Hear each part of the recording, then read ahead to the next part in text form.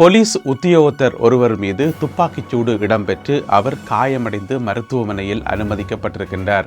இப்படியான ஒரு பரபரப்பான சம்பவம் நேற்று நடைபெற்றிருக்கிறது நீர்கொழும்பு பகுதியில். அதென்ன, நீர்கொழும்பு பகுதியில் தான் இப்போ அண்மை காலமாக ஒரே பரபரப்பான சம்பவங்கள், துப்பாக்கிச்சூட்டு சம்பவங்கள் எல்லாம் நடக்குது. என்ன காரணம்னு தெரியலை. இந்த சம்பவத்தில் என்ன நடந்திருக்குன்னு சொன்னால், அதாவது ஒரு போதைப்பொருள் கடத்துகிற ஒரு ஆள் போதைப்பொருள் வியாபாரி ரோட்டால் போயிருக்கிறார். எங்கேன்னு சொன்னால் நீர்கொழும்பில் கட்டுநாயக்கா விமான நிலையத்துக்கு பக்கத்தால் போய்க்கொண்டு வந்துருக்கார். அப்போ ரோட்டில் போலீஸ்காரர் கண்டுட்டு அவரை துரத்தி கொண்டு போயிருக்கிறார். பின்னால் அரெஸ்ட் பண்ணுறதுக்கு அவர் அடிச்சு பிச்சு கொண்டு தன் பைக்கில் போயிருக்கிறார். அப்போ போலீஸ்காரர் பின்னாலேயே துரத்தி கொண்டு போயிட்டு ஒரு இடத்துல போயிட்டு அவர்கிட்ட பைக்கை மறித்து ஆளை கைது செய்கிறதுக்கு முயற்சி செய்யணும். கைது செய்தாச்சு. செய்து போட்டு இப்போ அவரை போலீஸ் ஸ்டேஷனுக்கு கொண்டு போகணும். அப்போ இந்த 2 போலீஸ் உத்தியோகத்தர்களும் ஒரு மோட்டர் சைக்கிளாக வந்தவே. அப்போ அதில் ஒரு போலீஸ் உத்தியோகத்தர் என்ன செய்யக்காருன்னு சொன்னால், அப்போ அதில் ஒரு போலீஸ் உத்தியோகத்தர் என்ன செய்யக்காருன்னு சொன்னால், போலீஸ் ஸ்டேஷனுக்கு போய் பைக் எடுத்துகிட்டு வாரன்ட்டு போயிருக்கார். ஆளை பார்த்து கொள்ளுங்க, நான் போயிட்டு பைக் ஒன்று எடுத்துகிட்டு வரேன், அப்போ தான் இவரை ஏற்றி கொண்டு போகலாம்னு சொல்லி அவர் போலீஸ் ஸ்டேஷனுக்கு போயிட்டார்.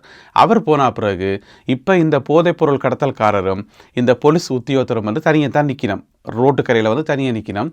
அப்படி நிற்கும்போது திடீரென்று பார்த்தீங்கன்னு சொன்னால், அந்த போதைப்பொருள் கடத்தக்காரர் அந்த போலீஸாருடைய துப்பாக்கியை பறித்து அவரை சுட்டு போட்டு துவக்க கீழே போட்டு தப்பி எங்கேயோ ஓடிக்கார். அதில் அவர் படுகாயமடைந்து நீர்கொழும்பு மருத்துவமனையில் அந்த போலீஸ் உத்தியோகத்தர் அனுமதிக்கப்பட்டிருக்கிறார். சம்பவம் நடந்தது நேற்று காலமை போல் இந்த சம்பவம் நடந்தது. அப்போ போலீஸ் உத்தியோகத்தரை சுட்டு போட்டு தப்பி ஓடலாமா, எங்கே ஓடுறது? அப்போ உடனடியாக போலீஸார் களத்தில் இறங்கி எல்லா இடம் போலீஸ் ஸ்டேஷனுக்கெல்லாம் அறிவிக்கப்பட்டு ஆளின் அடையாளம் எல்லாம் அறிவிக்கப்பட்டு பயங்கர தேடுதல் வேட்டை நடத்தி நேற்று பின்னேரமே அவர் கைது செய்யப்பட்டிருக்கின்றார். மினுவாங்கொட பகுதியில் வைத்து கைது செய்யப்பட்டிருக்கின்றார். அந்த படுகாயமடைந்த போலீஸ் உத்தியோகத்தர் தொடர்ந்தும் சிகிச்சை பெற்றுக் கொண்டு வரார். இவர் போதைப்பொருள் வச்சிருந்த போதைப்பொருள் வியாபாரியா. எனவே நேற்று இரவு முழுக்க போலீஸ் கஸ்டடியில் இருந்து நல்லா பூசை வாங்கியிருப்பார் நினைக்கிறேன். போதைப்பொருளை கடத்தி விற்றதுக்காக ஒரு பூசையும், அதுக்கு பிறகு போலீஸ்காரரை சுட்டதுக்காக மிச்சத்தை நல்லா வாங்கி கட்டி நான் நினைக்கிறேன் காலமாக அணுங்கி கொண்டிருப்பார் நினைக்கிறேன் போலீஸ் கஸ்டடியில். அதுக்கு பிறகு அவர் நீதிமன்றத்தில் முற்படுத்தப்படுவார். ஒன்றுமே செய்யலாது, தேவையில்லாத வேலைகள் பார்த்தா அப்படித்தான் நடக்கும். அது ஏன் நீர்கொழும்பு பகுதியில் அடிக்கடி இந்த துப்பாக்கி சூடுகள் நடக்குது என்றுதான் ஒரு கேள்விக்குறியாக இருக்கிறது. இருந்த போதிலும் கூட போலீசார் விசாரணைகளை மேற்கொண்டு வருகிறார்கள். நேற்று இலங்கையில் 2 பேருக்கு மரண தண்டனை தீர்ப்பு வழங்கப்பட்டிருக்கிறது ஒரு நீதிமன்றத்தில். எங்கே என்று பார்த்தீங்கன்னு சொன்னால், பலப்பிட்டிய நீதிமன்றத்தில் பலப்பிட்டிய மேல் நீதிமன்றத்தில் இந்த தீர்ப்பு வழங்கப்பட்டிருக்கிறது 2 நபர்களுக்கு. ஏனென்று சொன்னால், அந்த 2 பேரும் சேர்ந்து ஒரு ஆளை கொலை செய்திருக்கின்றார்கள். எப்பேண்டா 2011ஆம் ஆண்டில் இந்த கொலை சம்பவத்தில் ஈடுபட்டிருக்கின்றார்கள். அதாவது எல்பிட்டிய போலீஸ் பிரிவுக்கு உட்பட்ட ஒரு பகுதியில் வைத்து சந்துன் சம்பத் என்று சொல்லப்படுற ஒரு நபரை கொலை செய்திருக்கின்றார்கள். இந்த 2 பேரும். இந்த 2 பேரில் ஒரு ஆள் பிரதான குற்றவாளி. அவருடைய பேர் திலக் புஷ்பகுமார. மற்றவர் அந்த திலக் புஷ்பகுமாருக்கு உதவியாளராக இருந்தவராம் அந்த கொலை சம்பவத்தில். அவருடைய பேர் சமிந்த வீரதுங்க. எனவே இந்த புஷ்பகுமாரவுக்கும் வீரதுங்கவுக்கும் நேற்று மரண தண்டனை தீர்ப்பு வழங்கியிருக்கிறது பலப்பிட்டிய மேல் நீதிமன்றம் 15 வருடங்கள் கழித்து. எனவே இலங்கையில் மரண தண்டனை நிறைவேற்றப்படுறையில் இது ஆயுள் தண்டனையாக மாற்றப்பட்டு பிறகு சிறைக்குள் அடைக்கப்படுவார்கள். பிறகு கொஞ்ச காலம் சிறைக்குள் இருந்து ஓட்டு பிறகு நான் நினைக்கிறேன் ஏதாவது வன்முறை சம்பவங்களில் ஈடுபடுவார்கள் என்று சொல்லி. எனவே நேற்று இந்த இருவருக்கும் மரண தண்டனை தீர்ப்பு வழங்கப்பட்டுள்ளது. முன்னாள் அமைச்சர் மேர்வின் சில்வா, அதாவது அடாவடி அமைச்சர் என்று சொல்லி அந்த காலத்தில் பெயர் எடுத்தவர், இப்போ ஆளுக்கு இயலாது. இல்லாட்டி இப்போ நல்ல அடாவடித்தனத்தில் ஈடுபடுவார் தான். இப்போ உதய கம்மன் பிள்ளை மாதிரி அல்லது பிமல் வீரவன்ச மாதிரி இவரும் ஒரு ஆள் தான். ஆனால் அவரால் இயலாது. அதனால் பேசாமல் இருக்கார், சத்தம் போடாமல். அவர் தான் மேர்வின் சில்வா. அவருக்கு எதிராகவும் மற்றும் ஒரு ராஜாங்க அமைச்சர், முன்னாள் ராஜாங்க அமைச்சர், அவருடைய பேர் பிரசன்ன ரணதுங்க. இந்த 2 பேர் உட்பட மொத்தம் 6 பேர். அவர்களுக்கு எதிராக குற்றப்பத்திரிகை தாக்கல் செய்யப்பட்டிருக்கிறது. நேற்று கம்பஹா உயர் நீதிமன்றத்தில் இந்த குற்றப்பத்திரிகை தாக்கல் செய்யப்பட்டிருக்கிறது. என்ன கேஸ்ன்னு கேட்டிங்கன்னு சொன்னால், அதே கேஸ் தான். ஊழல், லஞ்சம், இந்த கேஸுகள்லாம் அமைச்சர்களாக இருந்த காலத்தில் செய்த அட்டகாசங்களுக்காக இப்போ வழக்கு விசாரணைகள் தொடரப்பட்டு இப்பொழுது குற்றப்பத்திரிகை தாக்கல் செய்யப்பட்டிருக்கிறது. உங்களுக்கு தெரியும், குற்றப்பத்திரிகை தாக்கல் செய்யப்பட்ட அடுத்த கட்டம் கைதுகள், பிறகு சிறைகள், வழக்குகள் என்று சொல்லி அப்படியே போய்கொண்டிருக்கும். எனவே ஒரேடியாக 6 பேருக்கு எதிராக குற்றப்பத்திரிகை தாக்கல் செய்யப்பட்டுள்ளது. நேற்று சாமர சம்பத் பாராளுமன்ற உறுப்பினர் இருக்காரு தானே, அதாவது நல்லமா புகழ் சாமர சம்பத் அவருக்கு எதிராக ஒரு வழக்கொன்று தொடுக்கப்பட இருக்கிறது. இந்த வழக்கை தொடுக்க போகிறவர் யாருன்னு பார்த்தீங்கன்னு சொன்னா கர்தினால் மல்கம் ரஞ்சித். ஏன் வழக்கு தொடுக்க போறாருன்னு சொன்னா இவரை பற்றி ஆயரை பற்றி பிழையான ஒரு கருத்தொண்டை பரப்பியிருக்கார் சாமர சம்பத். அதாவது இப்போ 2-3 நாளைக்கு முதல் எதிர்கட்சிகளினுடைய மாநாடு என்று சொல்லி ஒரு மாநாடு நடந்தது தானே, அதில் கனவேர் உரையாற்றினவே, அதில் சாமர சம்பத்து உரையாற்றினவர். அப்படி உரையாற்றியக்குள்ளே ஒரு வசனம் சொல்லி விட்டார். என்னென்னு சொன்னால், இப்போ கிட்டடியில் இலங்கை இராணுவ தளபதிக்கு பதவி நீடிப்பு செய்யப்பட்டது. இந்த 2026ஆம் ஆண்டோட அவர்கிட்ட பதவிக்காலம் முடியுது, ஜூலை மாதத்தில் பதவிக்காலம் முடியுது. ஆனால் அது 2 வருடங்கள் எக்ஸ்ட்ராவாக நீடிக்கப்பட்டது இப்போ கிட்டடியில். அப்போ அதுக்கு காரணம் கர்தினால் மல்கம் ரஞ்சித் தான். அவருடைய ரெக்கமெண்டேஷனால தான் அரசாங்கம் இந்த பதவி நீடிப்பை வழங்கியுள்ளது என்று சொல்லி ஒரு குற்றச்சாட்டை சாமர சம்பத் வச்சவர். அந்த செய்தி எல்லா ஊடகங்களையும் வந்திருந்தது. ஆனால் அது பொய்யன்றது எங்கள் எல்லாருக்குமே தெரியும். ஏன்னு சொன்னால் உங்களுக்கு தெரியும், இப்போ அரசாங்கம் அவேண்ட ரெக்கமெண்டேஷன் இவேண்ட ரெக்கமெண்டேஷனை கேட்டு இந்த பதவி நீடிப்பு வழங்குறது அந்த வேலைக்கெல்லாம் போகிறதே இல்லை. யாருக்கு திறமை இருக்கோ தகுதி இருக்கோ அவையில் பார்த்து போட வேண்டியான். அப்படி தான் போய்கொண்டிருக்கே தவிர ஆயர் ரெக்கமெண்டேஷன் கொடுத்துட்டாருன்றதுக்காக அப்படி போட்டிருக்க மாட்டினோம். ஆனால் சாமர சம்பத் கூட்டத்தில் உரையாற்றிட்டார். இது ஒருவருடைய பேரை சும்மா அவமதிக்கிற மாதிரி தானே, பொய் கதை தானே இது.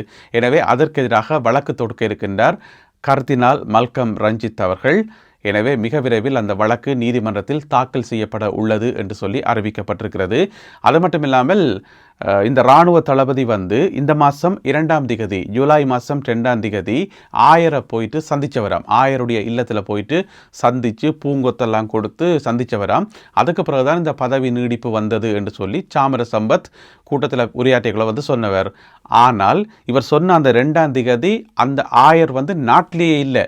அவர் இங்கே இத்தாலிக்கு ரோமுக்கு வந்திருந்தவர். ஏதோ அலுவலாக பிறகு அடுத்த நாள் 3ஆம் திகதி, ஜூலை மாதம் 3ஆம் திகதி தான் அவர் ஸ்ரீலங்காக்கே போயிருக்கிறார். அப்போ அது பொய் தானே. அப்போ 2ஆம் தேதியை அப்படி சந்திக்க முடியும் என்று சொல்லி ஆயர் இல்லம் வெளியிட்டுள்ள இந்த அறிக்கையில் சொல்லப்பட்டிருக்கிறது. எனவே பாராளுமன்ற உறுப்பினர் சாமர சம்பத் அவருக்கு எதிராக ஏற்கனவே நிறைய வழக்குகள் இருக்குது. இப்போ அதோட இந்த வழக்கும் சேரப்போகிறது. செம்மணி மனித புதைக்குழியில் அகழ்வு பணிகள் நேற்று மீளவும் ஆரம்பிக்கப்பட்டிருந்தன. அதாவது இப்போ போய்கொண்டிருக்கிறது 3ஆம் கட்ட அகழ்வு பணிகள். இந்த 3ஆம் கட்ட அகழ்வு பணிகளை கட்டம் கட்டமாக தான் நடக்குது. 1ஆம் கட்டம் 2ஆம் கட்டம் என்று சொல்லி நடந்து முடிஞ்சு இப்போ 3ஆம் கட்ட அகழ்வு பணிகளினுடைய 3வது பகுதி தான் நேற்று ஆரம்பிக்கப்பட்டிருந்தது. அதில் பார்த்தீங்கன்னு சொன்னால் இதுவரையான காலப்பகுதியில் மொத்தமாக 414 மனித எலும்புக்கூடுகள் அடையாளம் காணப்பட்டு அவற்றில் 409 அகழ்ந்தெடுக்கப்பட்டிருக்கிறது. ஆனால் நேற்று முதல் நாள், அதாவது 3வது கட்டத்தினுடைய 3வது பகுதியின் முதல் நாள் தான் நேற்று. அப்போ நேற்று ஒன்றுமே அகழ்ந்தெடுக்கப்படையில, ஆனால் அடையாளம் காணப்பட்டிருக்கிறது. அடையாளம் காணப்பட்டதில் பார்த்தீங்கன்னு சொன்னால் 2 மனித எலும்புக்கூட்டு குவியல்கள் இருக்கிறது அடையாளம் காணப்பட்டிருக்கிறது. அடையாளம் காணப்பட்டு இலக்கமிடப்பட்டிருக்கிறது. இனி இன்றைக்கோ நாளைக்கோ அது அகழ்ந்தெடுக்கப்படும். அதை விட 2 குழந்தை பிள்ளைகளுடைய எலும்புகளும் அடையாளம் காணப்பட்டிருக்கிறது. அவையும் இலக்கமிடப்பட்டிருக்கின்றன. அவையும் இன்றைக்கோ நாளைக்கோ அகழ்ந்தெடுக்கப்படும் என்று சொல்லி எதிர்பார்க்கப்படுகிறது. எனவே இதுவரையான காலப்பகுதியில் பார்த்தீங்கன்னு சொன்னால் மொத்தம் 414 பேருடைய எலும்புக்கூடுகள் அடையாளம் காணப்பட்டு 409 அகழ்ந்தெடுக்கப்பட்டுள்ளன. நீர்கொழும்பில் இன்னும் ஒரு பிரச்சனை ஒன்று உருவாகி இருக்கிறது. அதை என்னென்று கேட்டிங்கன்னு சொன்னால், நீர்கொழும்பு மாநகர சபை இருக்குத்தானே, மாநகர சபையினுடைய முதல்வர் பதவி விலகி இருக்கின்றார். அவர் ஆளும் என்பிபி கட்சியைச் சேர்ந்தவர். அவர் பதவி விலகி இருக்கின்றார். அதாவது தனிப்பட்ட தேவைக்காக தனிப்பட்ட விருப்பத்தின் அடிப்படையில் தான் பதவி விலகுவதாக சொல்லியிருக்கின்றார். தனக்கு எந்த விதமான அழுத்தமோ அல்லது எந்த விதமான பிரச்சனையுமோ இல்லை என்று சொல்லி அவர் சொல்லியிருக்கார். இருந்தாலும் ஏதாவது காரணங்கள் இருக்குமா, ஏதாவது பிரச்சனைகள் இருக்குமான்ற ரீதியில் பல ஊடகங்களையும் செய்திகள் போடப்பட்டிருக்கின்றன. சிங்கள ஊடகங்களில் இந்த கேள்வி கேட்கப்பட்டிருக்கிறது, ஏதாவது பிரச்சனைகள் இருக்குமான்னு சொல்லி. இப்போ நேற்று தான் முதல் முறையாக அறிவிச்சிருக்கிறார். இனி போக தான் தெரிய வரும் ஏதாவது பிரச்சனையா அல்லது சுய விருப்பின் அடிப்படையில் பதவி விலகுகிறாரான்னு சொல்லி. என்ன பிரச்சனைன்னு சொன்னால், அவர் பதவி விலகினது ஓகே, ஆனால் என்பிபி கட்சியைச் சேர்ந்த ஆக்கள் அடுத்தடுத்து பதவி விலகிறது. 2 மாகாண முதல்வர்கள், அதுக்கு பிறகு மாநகர சபையினுடைய மேயர், இந்த மாதிரி பதவி விலகைக்குள்ள ஒரு சந்தேகம் ஒன்று இருந்தானே, ஏன் அடுத்தடுத்து பதவி விலகினோம் என்று சொல்லி. எனவே நீர்கொழும்பு மாநகர சபையினுடைய மேயர் ஒரு விளக்கத்தை சொல்லியிருந்தாலுமே கூட சில பல சந்தேகங்களும் கேள்விகளும் ஊடகங்களில் முன்வைக்கப்பட்டிருக்கின்றன. எனவே என்னதான் நடக்கப் போகுது என்பதை பொறுத்திருந்து பார்ப்போம். அடுத்ததாக இன்றைய கருத்தோவியம். பார்த்தீங்கன்னு சொன்னால் நீதி அமைச்சர் ஹர்ஷன நாணயக்கார அவர்களுக்கு எதிராக நம்பிக்கையில்லா தீர்மானம் கொண்டு வரது தான் எதிர்க்கட்சிகள் ட்ரை பண்ணினோம். அப்போ இதில் பார்த்தீங்கன்னு சொன்னால் ஒரு கதிரையில் வந்து ஹர்ஷன நாணயக்கார நீதி அமைச்சர் வந்து இருக்கிறார். அங்கால பார்த்தீங்கன்னு சொன்னால் எதிர்க்கட்சி தலைவர் சஜித் பிரேமதாசா கையில் வந்து ஒரு வாள் ஒன்றையும் கொண்டு வந்து அந்த கதிரையை வந்து அறுக்கிறதுக்கு ஒவ்வொரு காலாக வெட்டுறதுக்கு வாரார். அந்த வாளில் எழுதப்பட்டுக்கிறது நம்பிக்கையில்லா தீர்மானம் என்று சொல்லி.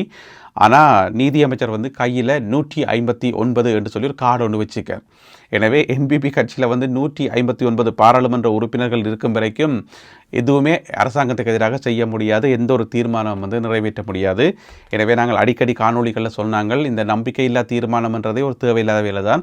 அதுக்கு பதிலாக வேறு விதமான நடவடிக்கைகளில் வந்து ஈடுபடலாம், அரசாங்கத்துக்கு சுட்டி காட்டலாம், என்னென்ன பிழைகள் விடுறீங்கள், இதை திருத்திக் கொள்ளுங்கோ, இது இப்படி என்று சொல்லி அந்த மாதிரி சொல்லலாமே தவிர நம்பிக்கையில்லா பிரேரணையால் ஒரு பிரயோசனமும் இல்லை. எனவே அது சம்பந்தமாகத்தான் இந்த கருத்தோவியம் வரையப்பட்டிருக்கிறது. இந்த ஒரு கருத்தோவியம் மற்றும் இன்றைய காணொலியில் பகிர்ந்து கொள்ளப்பட்ட செய்திகள், தகவல்கள் தொடர்பான உங்களுடைய கருத்துக்களை மறக்காமல் கீழே எழுதுங்கள். மீண்டும் சந்திப்போம் உறவுகளே. நன்றி, வணக்கம்.